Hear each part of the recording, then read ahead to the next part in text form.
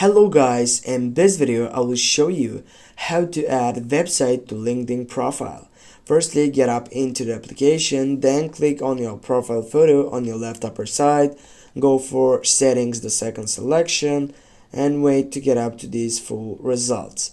Now here, as you can see, you have many options, but you need to choose the first option which says account preferences. Go for it, and as you can see here, you have also a lot of options which are related to who that complexion on it. Now, as you can see right down, you have subscriptions, you have partners, you have everything which is related into your section. Go for the first selection, which is name, location, and industry.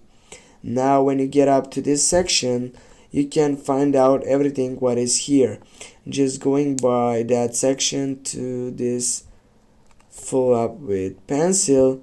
Now when you scroll down, you're gonna find out that edit contact info. Go for it, and now if you get up through this side, you will see add website. Go for add website. Here you need to put a website which is related to get up to your profile. I will go with this. Go for save, and your account section which was edited was successfully added, or adding your website.